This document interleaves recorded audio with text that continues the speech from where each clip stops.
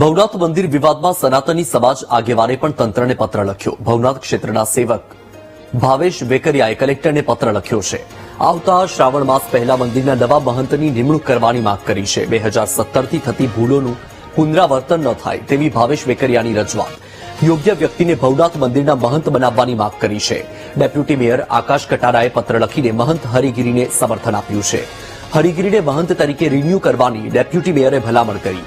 Deputy mayor આકાશ કટારાએ કલેક્ટરને ઉદ્દેશીને પત્ર લખ્યો છે। વિવાદ નહીં પણ મંદિરના વિકાસ માટે હરિગીરીને યથાવત રાખવાની માંગ કરી।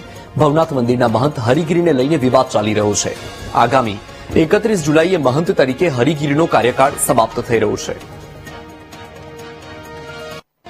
જે ભવનાથ મંદિરના વિકાસની કામગીરી જોઈ આગામી સમયમાં અમારા વિસ્તારના બંને મેયરશ્રી એમના દ્વારા જે લેટર પેડ અમારા વિસ્તારના કોર્પોરેટર દ્વારા આગામી સમયમાં આપેલા હતા એ ધ્યાને જોઈ સારી કામગીરી બાપુની હોવાથી અત્યારે મેં લેટર લખેલ છે। લેટર મેં કે ઇન્વર્ટ કરેલ નથી। આગામી સમયમાં સારી કામગીરી જે લેટર દેવાનો હશે તો હું તમને તમારા મીડિયા દ્વારા જાણ કરવામાં આવશે।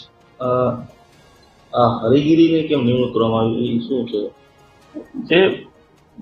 જેના કામગીરી જે ભવનાથ મંદિરની હોવાથી તેમની સારી છે અને આદરણીય કલેક્ટરશ્રીને ભવનાથ મંદિરના મહંતની જે અવધિ પૂરી થાય છે એના માટે એક પત્ર લખ્યો છે કે આ વિવાદને 7-8 વર્ષથી વિવાદ ચાલી રહ્યા છે તો આ વિવાદને હવે કાયમ માટે પૂર્ણવિરામ મૂકી એક યોગ્ય વ્યક્તિને ભવનાથ મંદિરના મહંત તરીકે નિમણૂક થવી જોઈએ એ પણ છે। જો લોકલ સાધુ સંત એટલે કે ભવનાથ ક્ષેત્રના સાધુ સંતને આમાં મૂકવામાં આવે અથવા એની કમિટી બનાવવામાં આવે અને પછી કલેક્ટરશ્રી નિર્ણય કરે તો એમાં ખૂબ સારું થઈ શકશે।